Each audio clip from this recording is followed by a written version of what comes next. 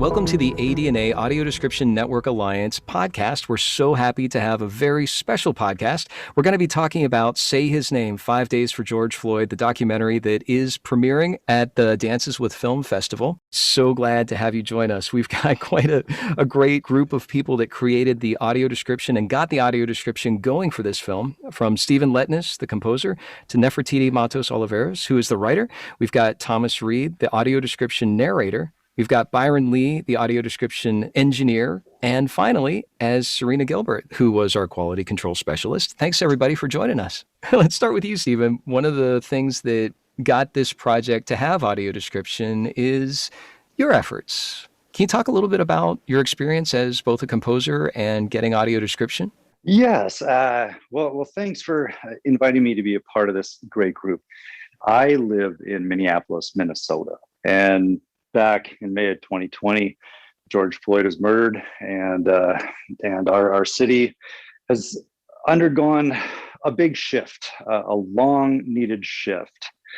And without going into the politics of the police here in Minneapolis, the time has come for change, and we saw some justice done with Derek Chauvin. And what makes this more meaningful is that my buddy, Cy Dodson, who's the director, lives about 6 blocks from 38th in Chicago.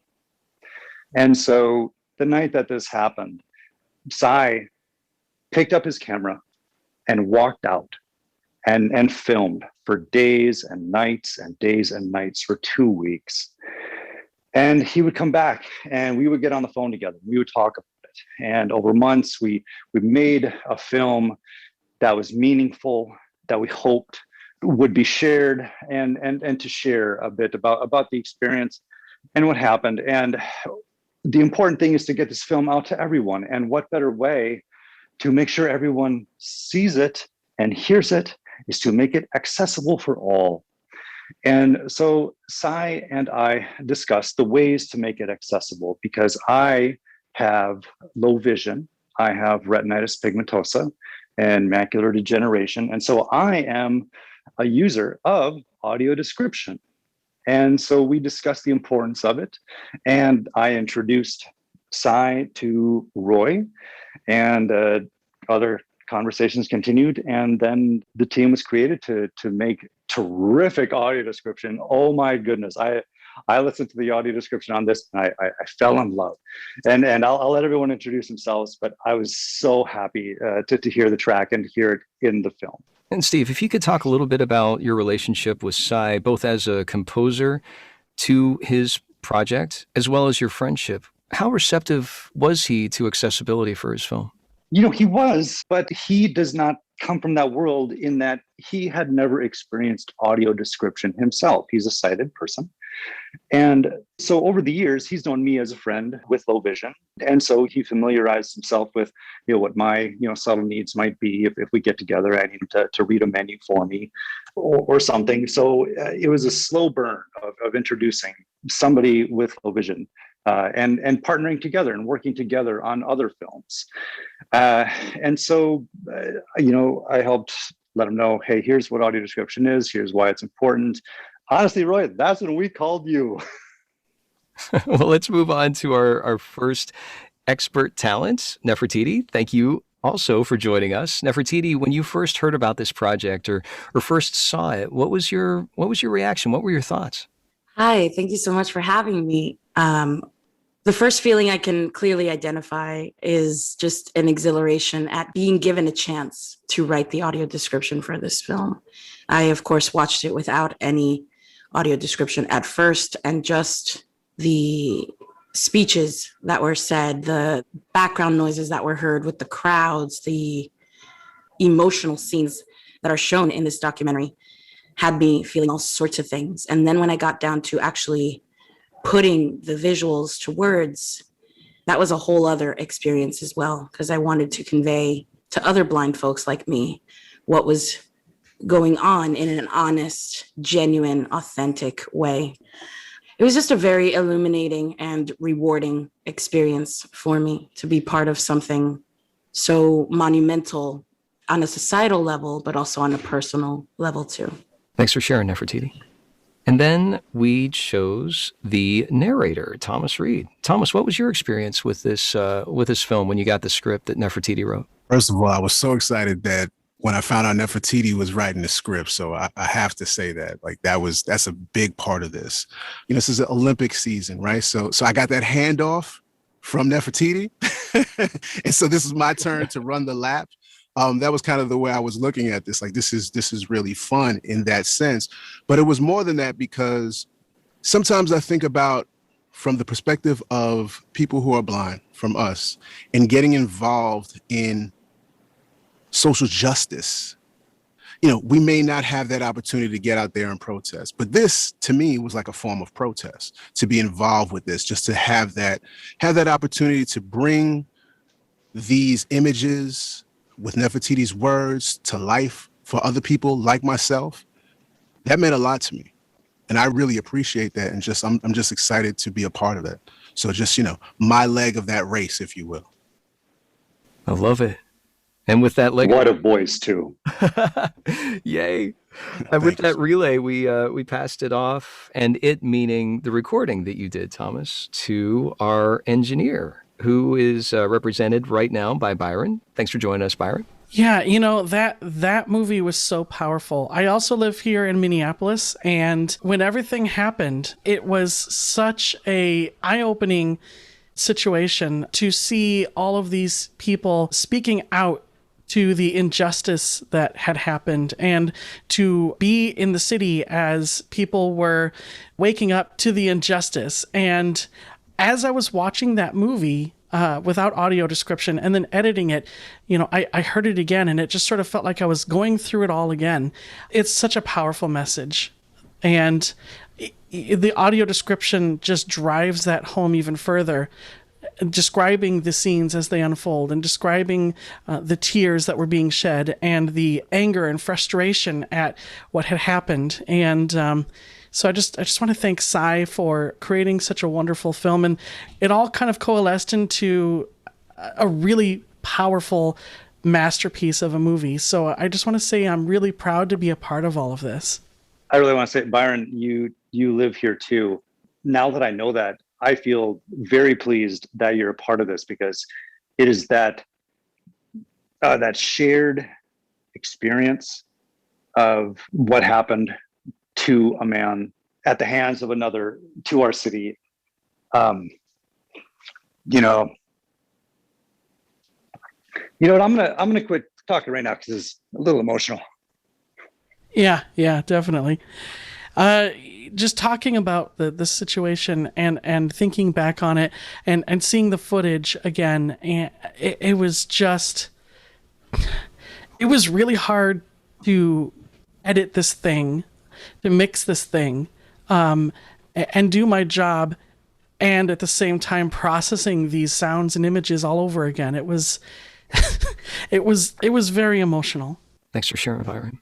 If we go back to the analogy that Thomas said, this was an Olympic win, and just hearing Steve's reaction, because he didn't know that you live in this area too, that this work was created. You didn't need street addresses. We just needed the internet. This was a virtual production, and it still came together.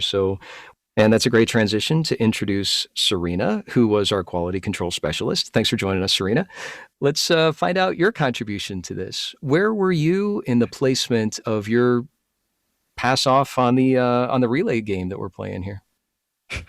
So I remember so vividly, Roy, every time you call me, you're always smiling. I don't know, I can't see you, but you always are smiling. And you called me and told me about this super special project that was coming up. And I remember texting you like, gosh, it's been a super long day. I will do it Saturday morning.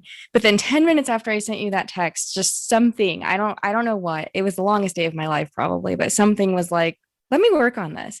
So then I'm up until the wee hours of the night. I had the script coming together with the video and going through it multiple times. So I saw just like you all probably saw everything multiple times, and really breaking down what's visually happening on the screen. And my role was to go through the script and kind of just make sure that everything was concise, and what was being described was what I imagined. So I would ask like some clarifying questions, maybe remove some syllables here or there to make it a little bit more readable for Thomas. But the script itself was written so beautifully. Like there was one passage where I think I wrote a comment that was like, do not take any of this out. This is so powerful. Please make it fit. It was just so beautiful. And being an individual that's visually impaired, I mean, you know what's going on and you hear the sounds on the news, like Byron said, but you really don't know like what the sounds are that you're hearing until you experience a documentary like this with audio description. I had no clue everything that was going on and the powerful scenes that were happening. And I too was honored to be a part of this project. Thanks for that, Serena. One of the cool things that I'm hearing is that each of you, in your own various roles, viewed this multiple times. And I'm curious if you could share what the experience was like as a professional creating the audio description versus experiencing it as if I could say, an audience member. One of the things that we often have to do is hear things multiple times over and over again so that we can fit that description right in there, right where it belongs, or to mix it, make sure that the master track is ducked down at the appropriate place for the voiceover.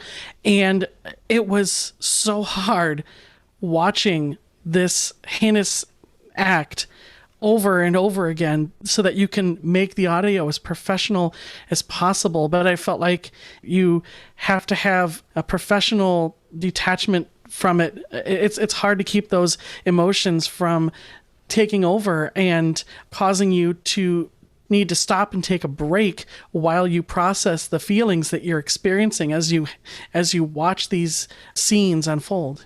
So that's kind of, the hardest thing I think I experienced with this project was just the repetitiveness of watching this thing happen.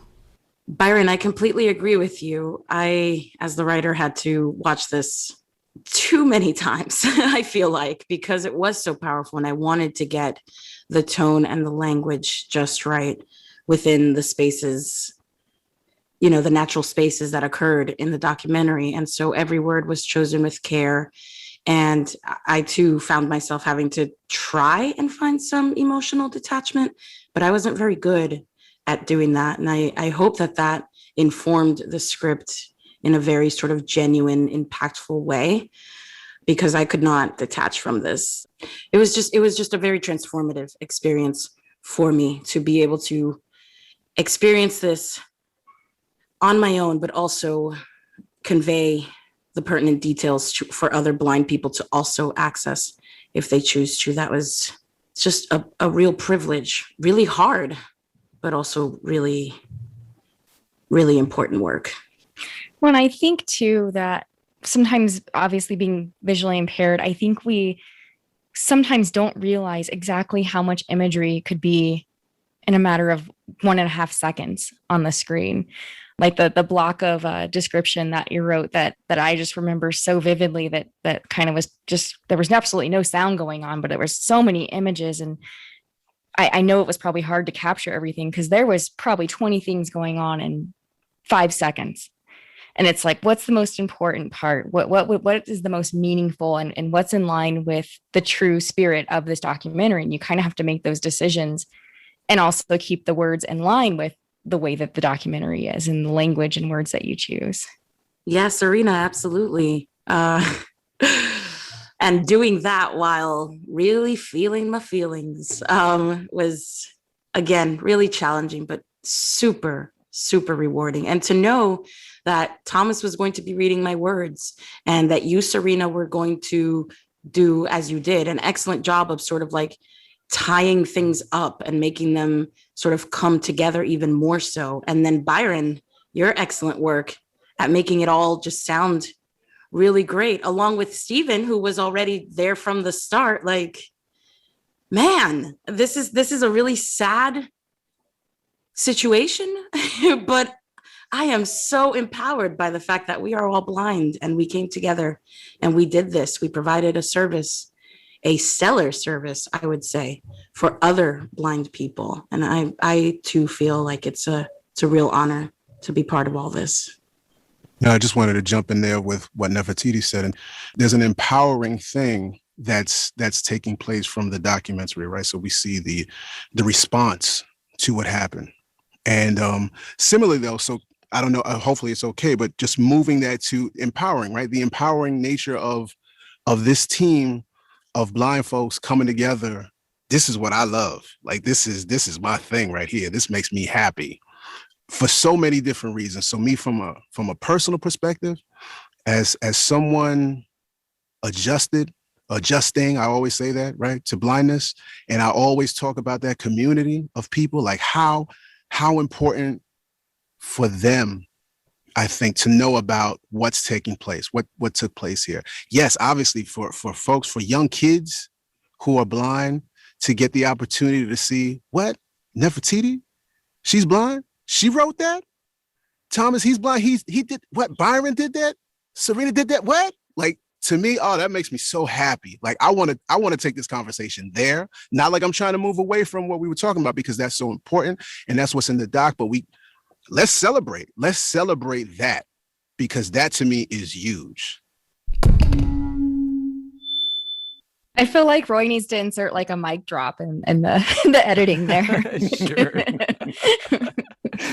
Yes. But that's the thing that Thomas, I think, so perfectly said, that this community of creators of audio description, each one of you brought your own talents and collaborated together to make this an outstanding audio description track. And you've all shared your care of the work that you put into it. And I'm curious also about what Thomas said, the normalizing of talents who are blind that work on audio description.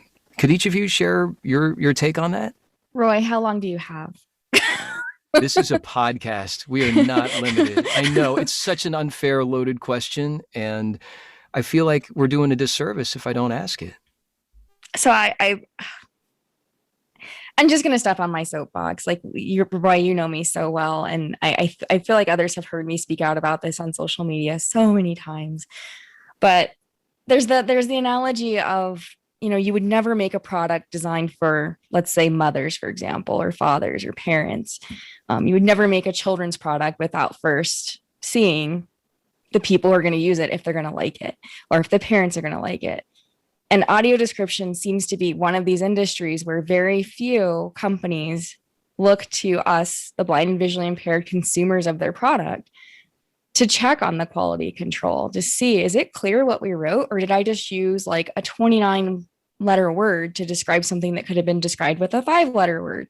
And now the audience is being taken completely out of the intent and purpose of this movie or description, and it's really distracting. And I think that we do, like everyone has said, like Thomas has said, and Roy, we need to normalize and make it the standard, not just the recommendation, but the standard, that if you're going to be a company that produces audio description, that you have professional, paid, blind and visually impaired consultants at every level. How many mic drops are we allowed in one podcast? It's your podcast, Roy. You can make the rules. Byron, if you can find like get on that, audio engineer. As long as you have microphones to buy for us to drop, then we can have as many as we can want. Byron, while you're speaking, do you have anything to say about normalizing from the engineer's perspective? I just wanted to say that Chris Snyder did a huge service to me as far as mentoring me on how to use Pro Tools and how to mix this audio description. He's got years and years of audio description experience, and we worked on this together. And he's also blind, and he's been teaching me how to use the equipment that's used in the industry. I got a Mac, I got a copy of Pro Tools, I got a control surface, and I've really enjoyed working with the industry standard technology. And so I just want to thank him for staying up until 3 a.m. helping me go through this. And we had to listen to those blasted alarms about 1 billion times to get this thing edited. But I think, we make a good team, and blind people should definitely be taken more seriously in this industry. We are the end user. We are the customer that you're aiming this kind of product towards. And to do something about us without us it's inexcusable. I think we need to get more blind people involved and make this type of entertainment and information accessible, not only from a viewership perspective, but also from a creator's perspective.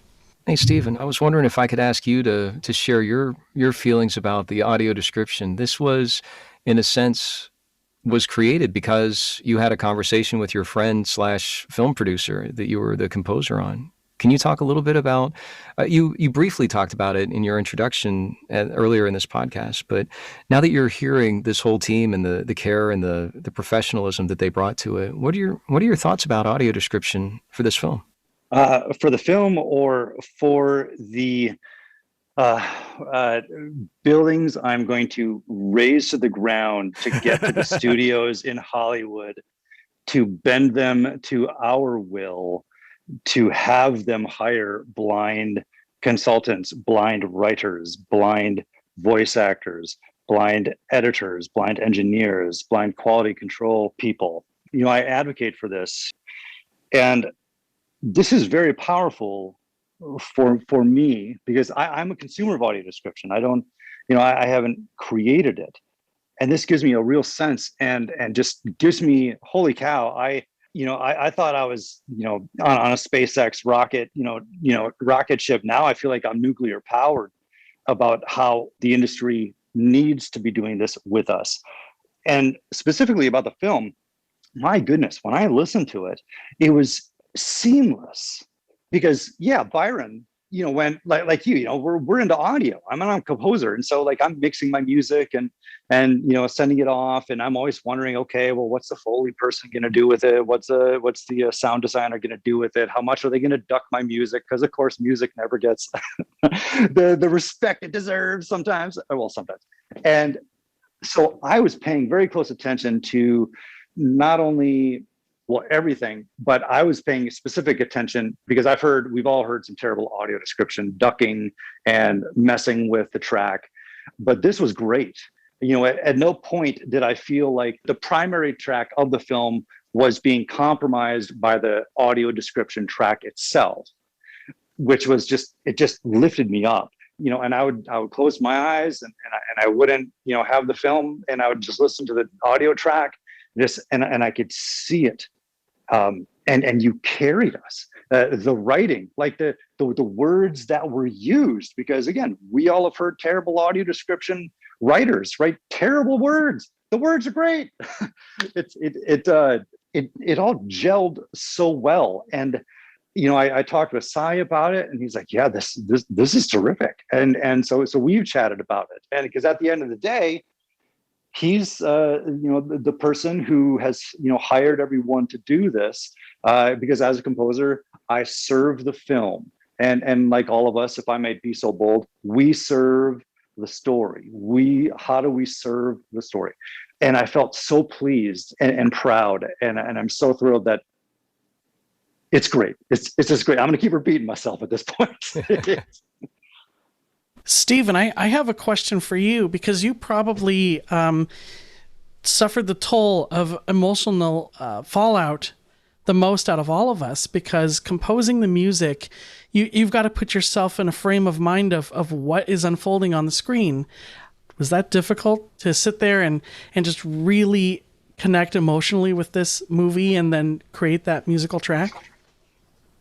Short answer, yeah, because this is not only did our city live this, but our individuals live it. Our families talked about it, and I composed a lot of the music. I mean, of course, I provide credit where credit is due. My buddy Charlie McCarran wrote a bit of music. My buddy Alzy Ramsey, he wrote the last track on this, which is just killer. He whipped out this Hammond 3, and it's so tight. September Penn is a vocalist whom we hired to do a particular track in there. And so this is really a group effort. But yeah, Byron, I mean, we lived this nearly every day because Sai had, so many hours of footage and that he had to sift through to identify, what would work, what's the story in here that he's constructing to tell. And then just like you all work together to listen to something and to listen to like I listen to the director or the producer. What are they aiming to convey? And so that affects the instruments I'm going to use. But also, how do I compose something that not only supports the film and sounds good, but also is kind of forgettable at certain points? Because I want to be a composer who writes music to support the film. And if people have, I mean, aside from the main melody, if people are forgetting that there's music in certain sections, then I feel that I've actually done my job. And that's what I loved about the audio description was I fell into the experience of the film being described to me. It felt natural. It felt full, and it brought it in parity with sighted audiences. So yeah, Byron, this was tough. Going back to your talking about the music getting the respect that it deserves, we really worked hard, Chris and I, to make sure that we didn't just pull the main track all the way down so that the audio description could be overpowering over the top of everything else. We wanted to make sure that you forgot that the audio description wasn't there in the first place, that it was something incorporated into the movie. We wanted people to feel like it was originally there when the film was created. So we really wanted to make sure that the background sounds, the music, the dialogue, the narration from the rest of the movie, we wanted to make sure that none of that suffered from whatever we did in terms of adding that audio description. So I appreciate that you felt like it was a full featured movie with great care taken to make sure that the actual movie didn't suffer. That's so cool, Byron. And I love the analogy of forgetfulness in the positive sense that if someone's, obviously we all want to be remembered afterward for doing this work, but during the actual experience, that's the part, that kind of forgetfulness where the audience can fully immerse themselves into the story.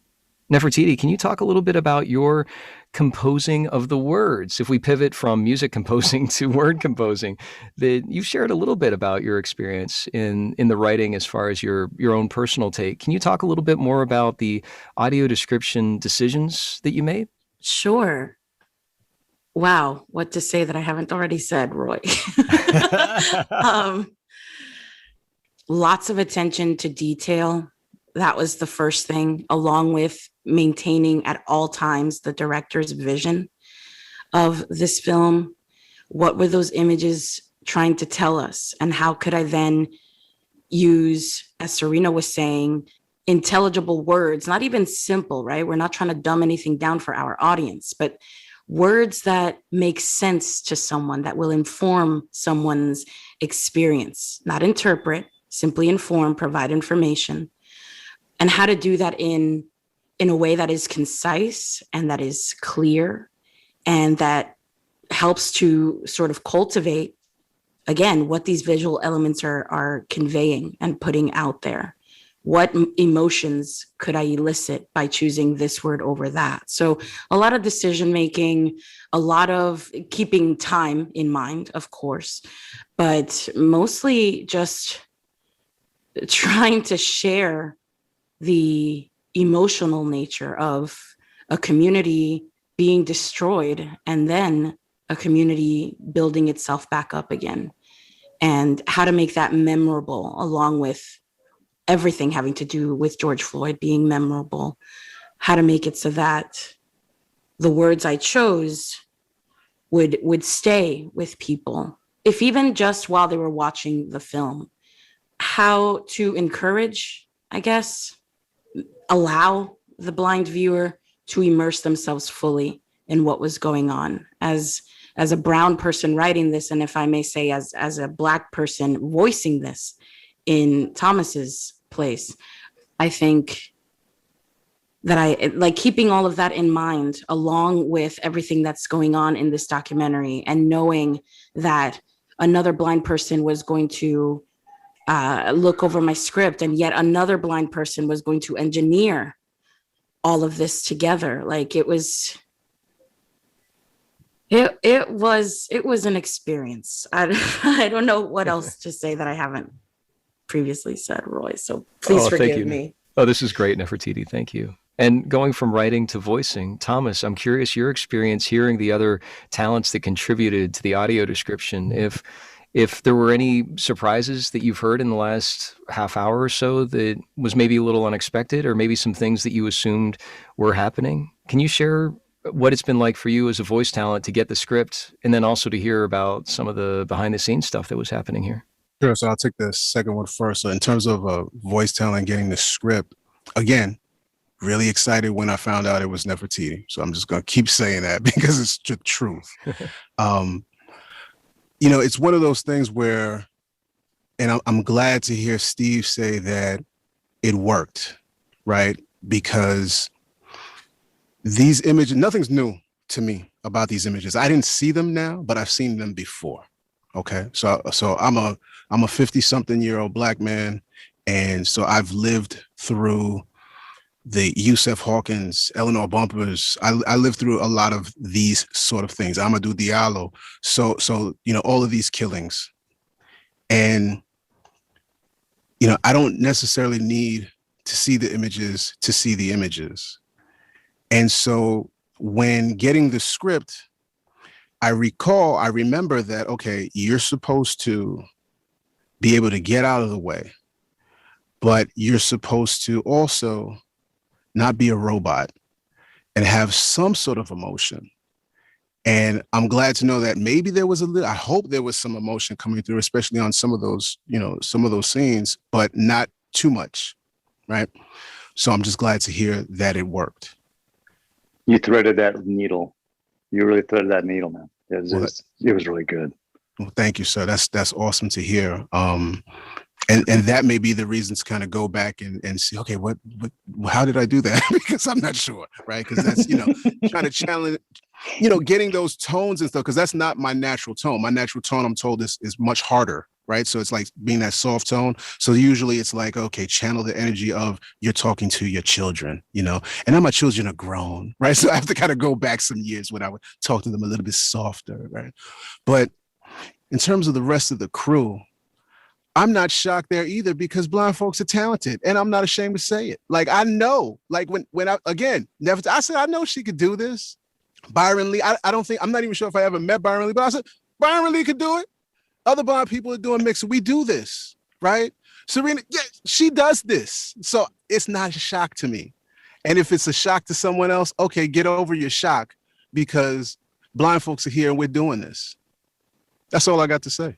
We're doing this, and we're doing this well. Exactly. Yes. I gotta tell you, Thomas, you've been showing me a lot of love during this podcast episode, but I love you, Thomas, because as soon as I saw this documentary and I got to the business of writing the description, you are the only voice that I thought would do this justice.